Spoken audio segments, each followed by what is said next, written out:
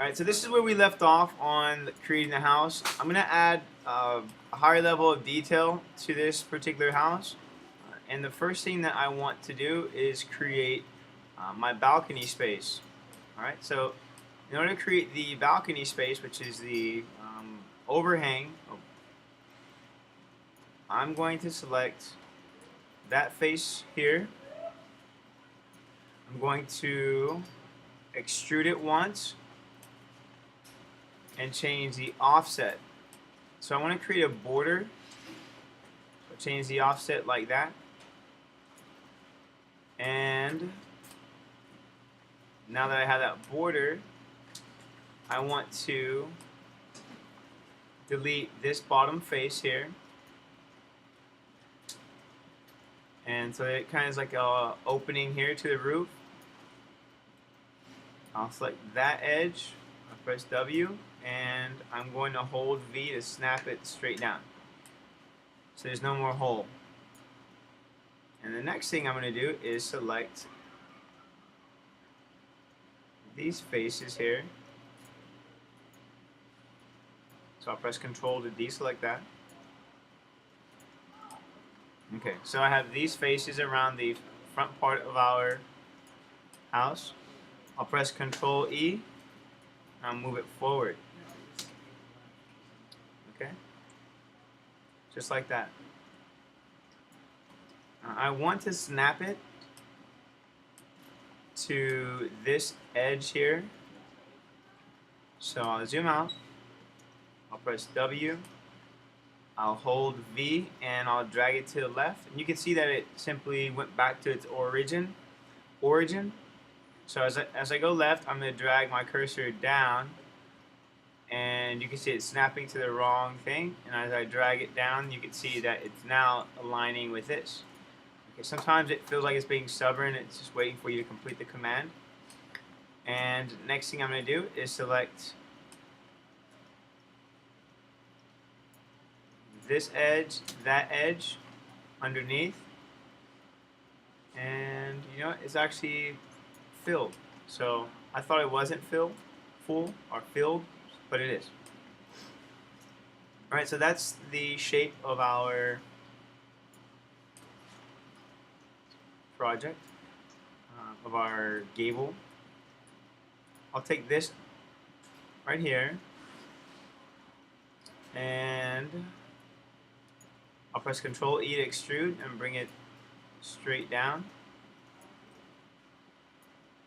So let's move it right there.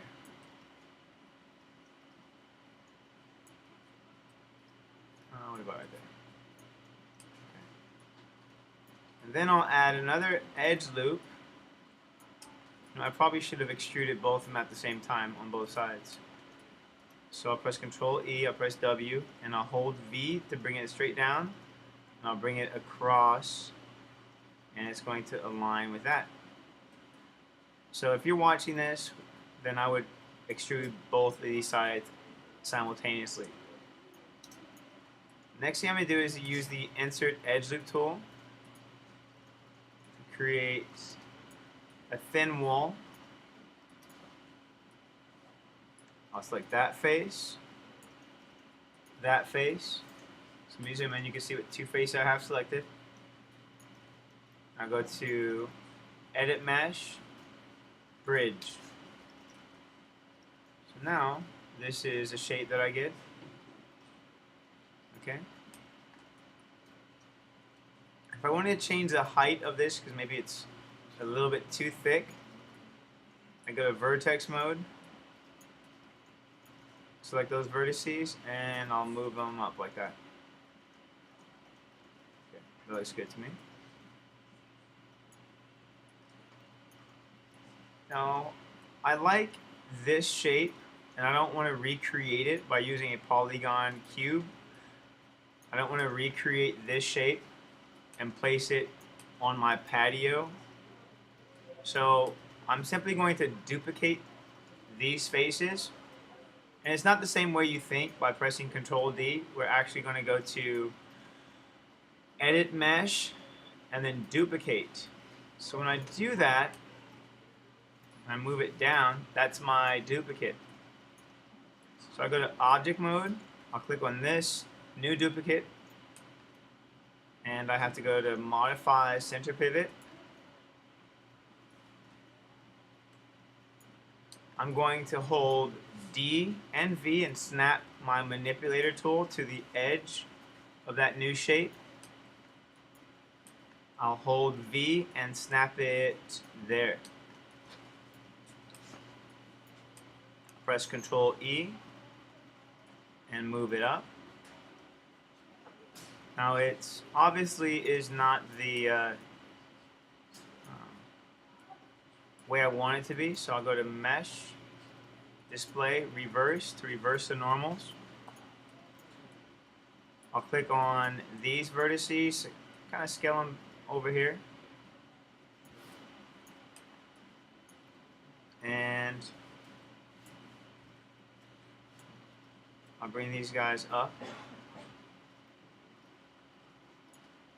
And I'm going to duplicate this one more time. Control D. I should have left it right there, so it's fine. Okay. So you can make this like modern. You can put glass in between here if you want, but for me, I'm going to use the revolve tool. So with those two railings selected, I'll go to Modify, Center Pivot, Edit, Delete by Type, History. I'm going to select both, actually just one of these guys. Control D. I'll press E to rotate it 180 degrees. I'll move this guy over here. And I'm going to hold D and hold V and snap my manipulator tool to that corner. I'll hold V and snap it there. You see? Take these vertices and slide them back.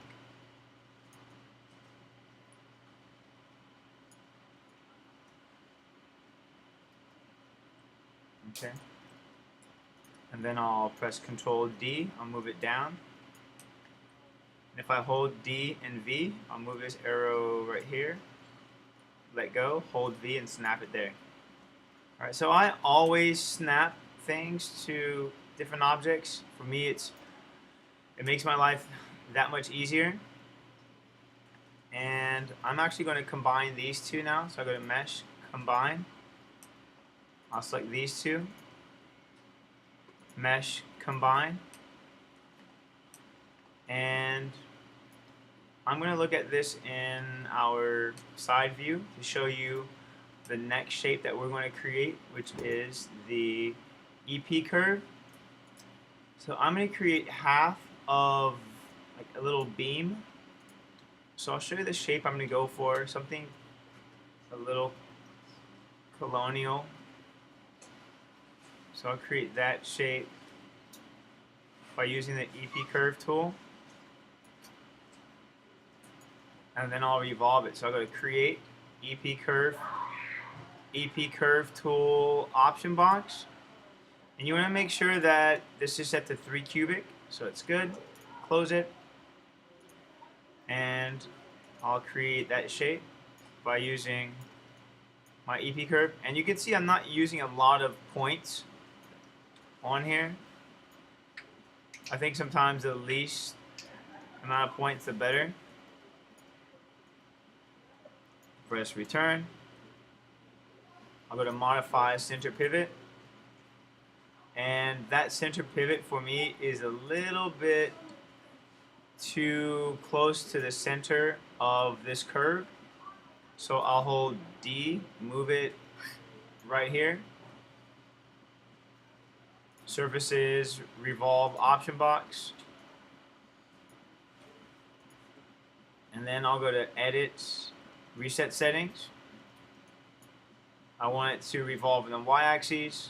Change it to polygon, quads, general, the U and V type.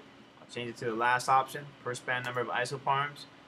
And I'll change the number of U and the number of V to value of 2, and then revolve. Let's try that again. So it doesn't want to revolve, so maybe I did something wrong. Polygons, general, okay, there we go. The V type should have been the same as the U type here, so now we click revolve, and there we go. So this geometry is reversed, we have to reverse it. And it's a little bit too big at the base right here for me, so I'm going to select that curve. I'll right mouse click and go to control vertex, and then just move that vertex over a little bit. I know there's another point in here somewhere. If I press 4, I could possibly find it. Where is that? There we go. So that curve should be up here.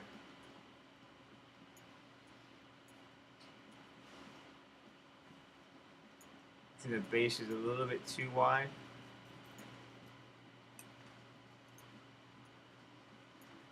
So that's the cool thing with having a history on some of these objects, that you can always modify it. And I'll bring these guys in a little bit more. Okay. So now that I have that here, I'll go to modify center pivot. I'll put this guy right here. I'll go into my perspective and move him all the way over so that it sits directly on here. Now the only other issue that I have is that it's not wide enough to sit on this base. So I can do two things. I can select this curve and I can press R to scale it down flat.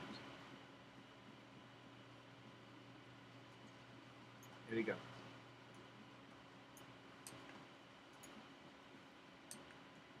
So now it fits perfect.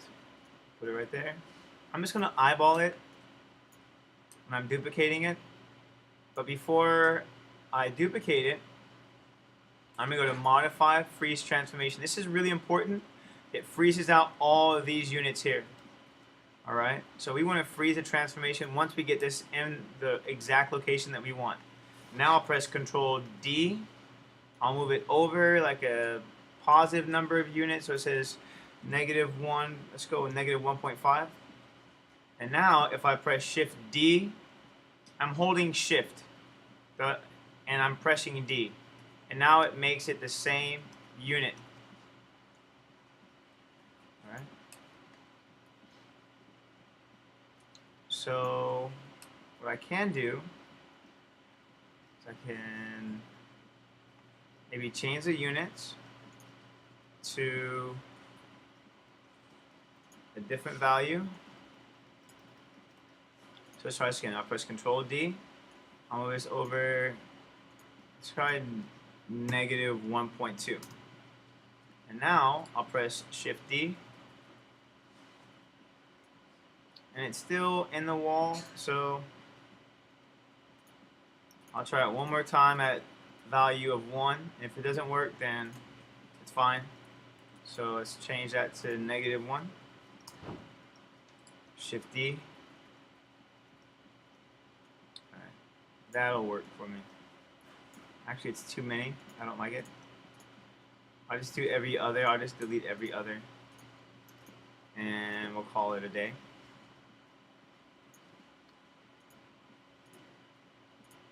So it's -2. So I'll press Control D. I'll move it to the left. -2. And then I'll press Control D. Move this guy over here. And I think I want to start off at that little corner. That looks good. Again, I'm going to modify freeze transformation. Control D. I'll move it over this way 2 units, so -2, so it matches the other side. I'll press Shift D. There we go. I'll take this guy. Control D. I'll move it to the right. And you can see my translate X is the only unit that's moving, so I'll change that to the value of 2. Shift D, Shift D. So I'm actually holding Shift, I'm pressing D. Perfect. Alright. So since these two are the same unit, I'll go to Face. I'll press Control E. I'll move it over just a little bit. And then I'll select that top face here, that face under, and go to Edit Mesh, Bridge. There we go. Same thing on the right side. I'll select these two faces here, Control E. I'll move it over so it forms a nice square. Click on that one and this guy here. And the last command I did was actually bridge, so if I press G, oops, no, it's actually extrude. So I just press Z to undo. So I'll go to Edit Mesh, Bridge. Voila. Okay. Now, it kind of has this modern feel to it with this, I don't know if you want to call it colonial or probably other time era. But I want to make this thing not look so boring. So I'm just going to hold Shift and select both of my handrails and press Control 1 on the keyboard to isolate it. Now I have faces that are touching the wall and we won't need to see that. And I also have a face right here underneath that I will delete because that's touching the ground and no one's going to see it. And I have a tendency of deleting unwanted faces, especially if they are, you know, touching another surface. Okay. So now, what I'm going to do is double click on the outermost edge, except an edge that goes through the geometry. So I'm clicking on the outermost edges and we're going to bevel this. So the bevel is going to give it a really nice polished look.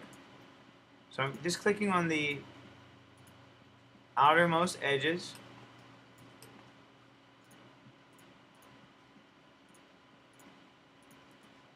And since it's on the, I don't need to click on the edges on the ground, right? It's here, there.